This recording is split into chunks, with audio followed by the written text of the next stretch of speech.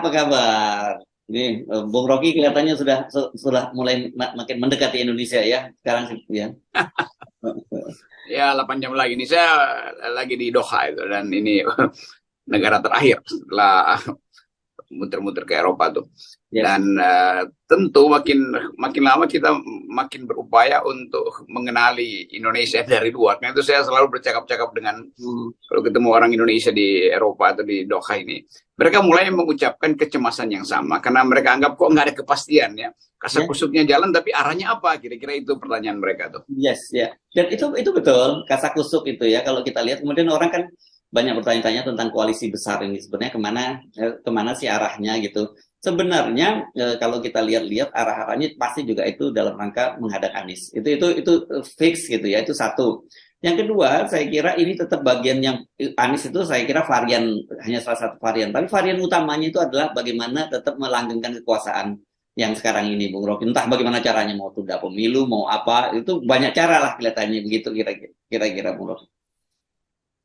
Saya juga membaca begitu, bahwa kan tiba-tiba koalisinya diberi nama koalisi besar itu, dan itu artinya bukan sekedar ngurus hal-hal kecil itu. Jadi bagi mereka, sebut aja bagi istana, yang lebih penting adalah desain dasarnya tuh, yaitu penundaan atau perpanjangan masa jabatan. Kira-kira itu maksudnya kan. Jadi kalau soal Anies atau Pak Prabowo itu soal teknis mungkin. Dan bayangkan misalnya kasakusuk itu udah lama sekali terjadi dan nggak pernah berhenti ada ide untuk menunda pemilu. Karena tetap Pak Jokowi, mungkin juga Pak Jokowi udah kasih restu pada Pak Prabowo, tapi kalau bisa dia perpanjang, mending dia perpanjang dulu kan. Itu yang saya kira berbahaya pada bangsa ini, karena ya restu Pak Jokowi kan restu seorang politisi yang cemas di ujung masa kekuasaannya tuh. Dan itu artinya dia bisa berbalik lagi untuk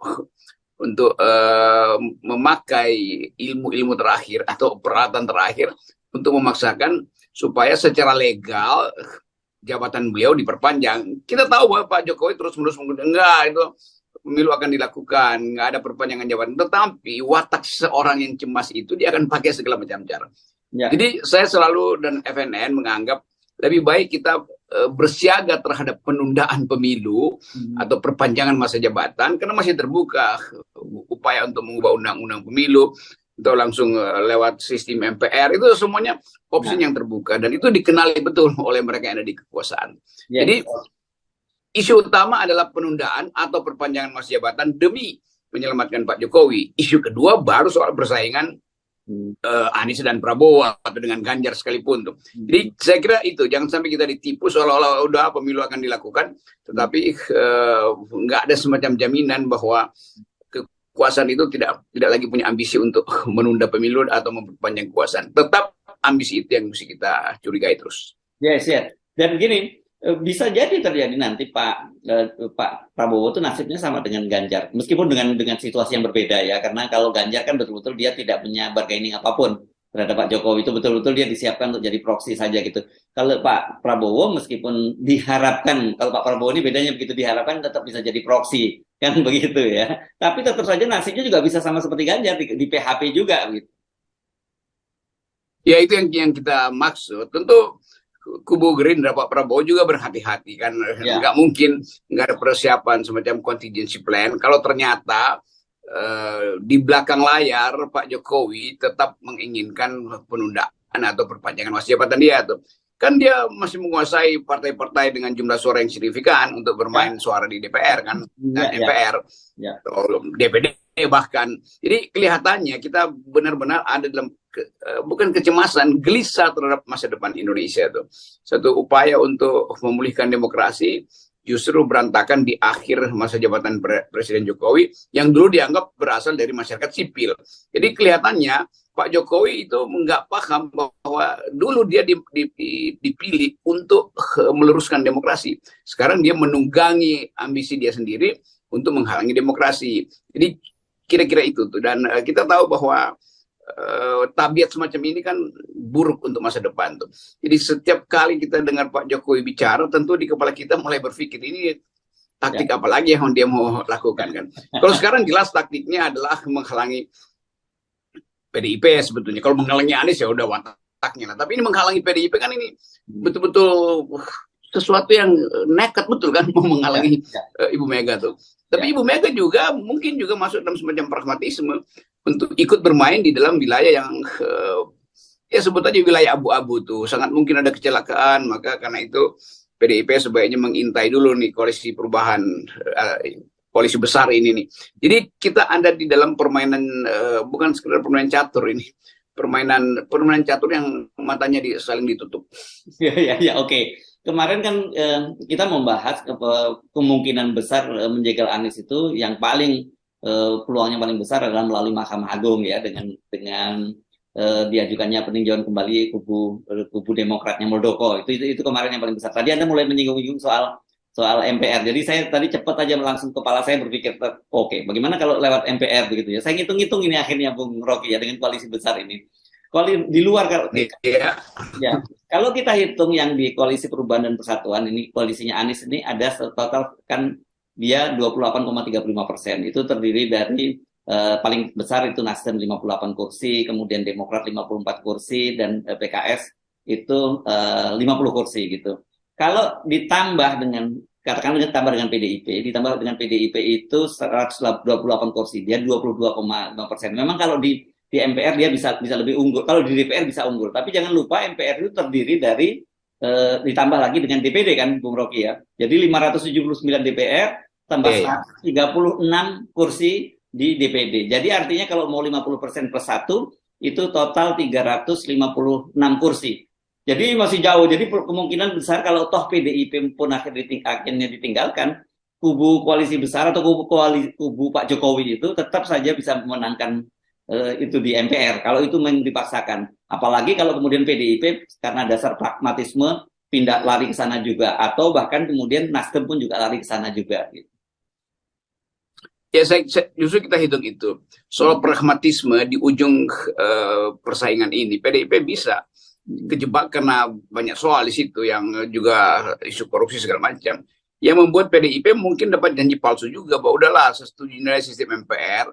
So, itu sesuai dengan Soekarnoisme misalnya, dan nanti akan ada perjanjian di bawah tangan bahwa Ibu Puan juga masih bisa magang di situ untuk menambahkan atau ya magang kekuasaan. Jadi dapat terjadi betul-betul satu blok itu setuju dengan pindah ke sistem MPR.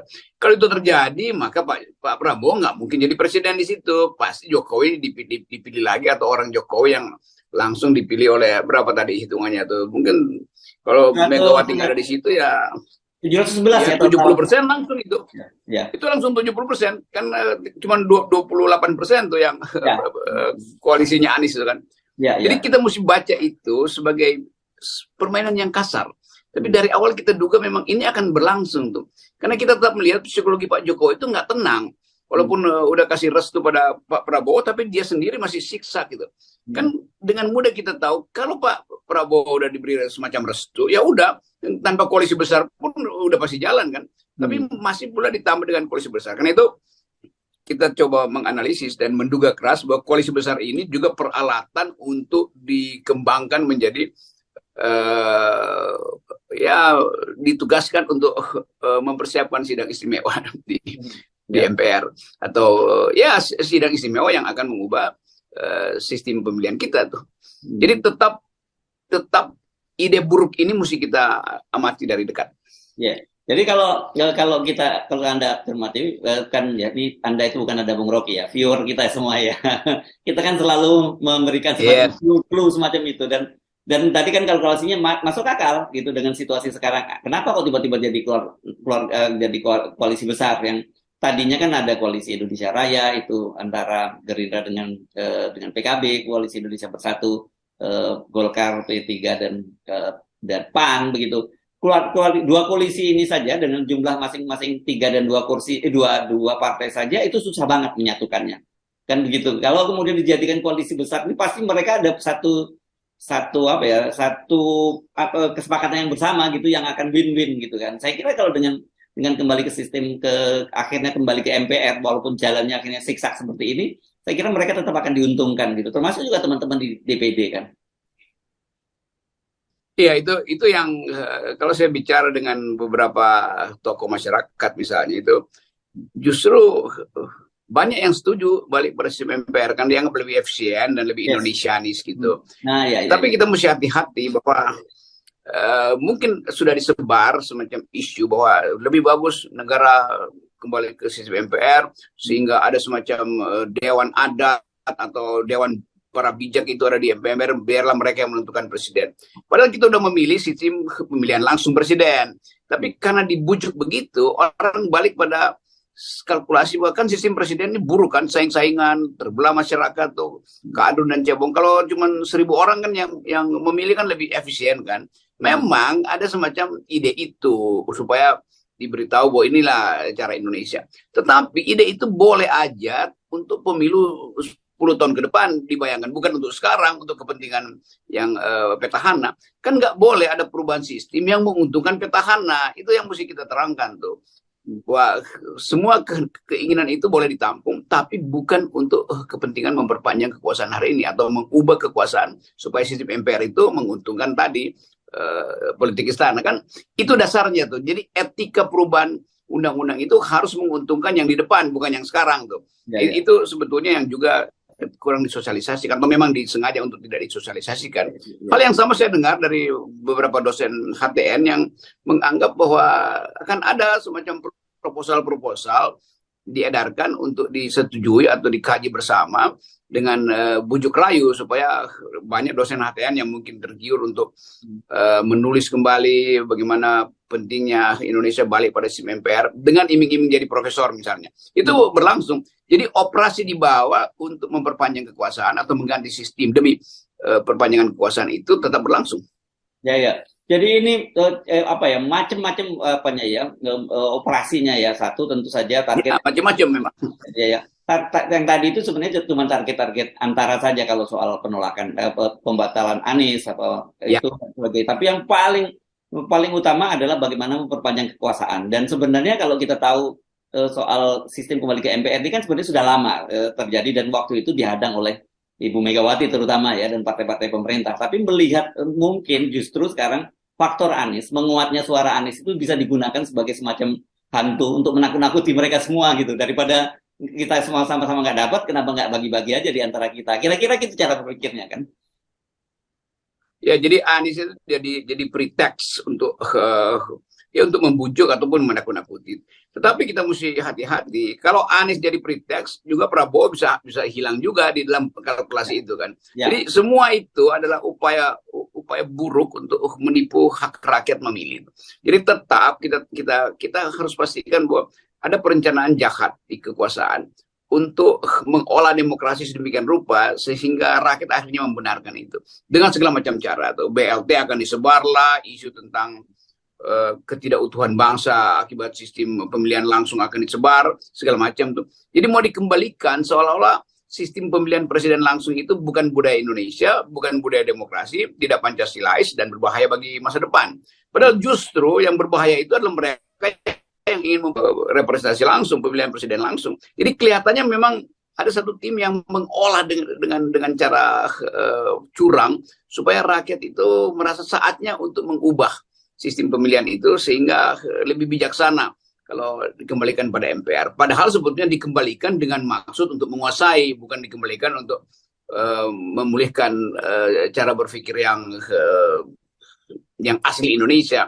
Kan disebut permusyawaratan itu adalah asli Indonesia. Karena itu permusyawaratan sebaiknya dilakukan oleh tokoh-tokoh yang dipercaya rakyat. Nggak perlu lewat persaingan presiden yang gontok-gontokan. Ini juga udah mulai disebarkan sehingga orang merasa itu kan demokrasi barat tuh yang sistem pemilihan presiden langsung. Mari kita mulai dengan sila keempat permusyawaratan.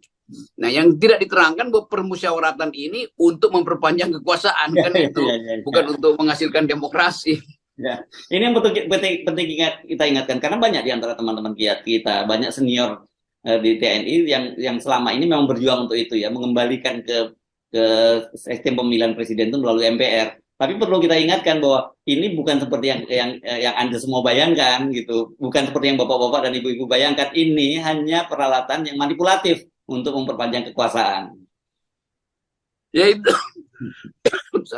itu sebetulnya intinya. Ini manipulasi untuk memperpanjang kekuasaan. Jadi power tends to corrupt, karena itu si cara-cara manipulasi ini dimaksudkan supaya korupsi itu absolut, korupsi kekuasaan. Jadi kita benar-benar sensor akal sehat kita mesti kita buka habis-habisan. Banyak juga pengajar-pengajar yang menganggap kami lelah dengan sistem ini, mending ganti sistem. Jadi mereka mulai termakan dengan bujuk rayu itu, dan ya ada bujuk rayu argumen, ada bujuk rayu materi juga kan. Tapi bagi kita masyarakat sipil tahu bahwa ini semua akal-akalan tuh. Jadi sekali lagi apa yang hendak dilakukan itu, dan kita juga mau ingatkan DPD, karena DPD juga punya ide itu tuh, dan kita tahu bahwa DPD juga bisa dibujuk untuk membenarkan sesuatu yang bersifat memperpanjang kekuasaan. Karena udah terjadi semacam ya kemalasan orang untuk masuk di dalam debat secara kritis soal demokrasi. Anggota-anggota DPR merasa udahlah perpanjang adalah sistemnya apapun, yang penting jangan ada pemilihan presiden dulu dan pemilihan anggota DPR supaya kami tetap jadi anggota DPR gitu. Kan soal-soal yang sangat oportunistik semacam itu kan yang membuat kita nggak percaya lagi bahwa ya, siapa yang mewakili kita, ternyata dia mewakili kepentingan kantongnya sendiri. Ya. Ini betul-betul situasi yang sangat krusial ya, saya kira bagi masa depan demokrasi ya. Kalau kita bicaranya kan dalam konteks itu saja, Bung Rocky ya. Kita tidak partisan pada satu calon presiden siapapun gitu. Bagi kita bagaimana kita tetap menjaga demokrasi kita ini terus terjaga dan berkembang dengan baik. Ya itu pentingnya kita ingatkan. FNN ini kita hanya bikin analisis dan lakukan semacam pengamatan ke depan itu. Kita coba petakan apa yang akan terjadi itu. Soal persaingan politik presiden silahkan aja, tapi kami FNN hanya bertumpu pada keinginan untuk memuliakan demokrasi dan memastikan bahwa nilai-nilai sipil itu nggak boleh dibatalkan oleh ambisi politik itu. Jadi silahkan siapa yang mau jadi presiden boleh, tetapi tetap FNN akan persoalkan kalau menjadi presiden itu justru hanya karena iming-iming kekuasaan, maka kita akan boykot tuh. Kalau jadi presiden itu sekedar untuk balas dendam juga buruk. Jadi tetap kita ya, karena nggak ada forum di mana orang mau disegarkan kembali bahwa Indonesia pernah punya pengalaman bagus dengan demokrasi di awal-awal kemerdekaan. Lalu memburuk melalui Pak Bung Karno yang menetapkan dia seumur hidup, melalui Pak Harto yang terpaksa memakai politik stabilitas untuk pertumbuhan ekonomi, dan akhirnya diperburuk lagi oleh Pak Jokowi yang terus-menerus ingin menguasai masa depan politik karena dia sendiri cemas dengan masa depan dia. Oke, baik, terima kasih Bung Rocky. Dan bagi kita kenapa? Karena sejak awal tesis kita adalah 0% itu sebenarnya. Ya. Balik ke situ selalu.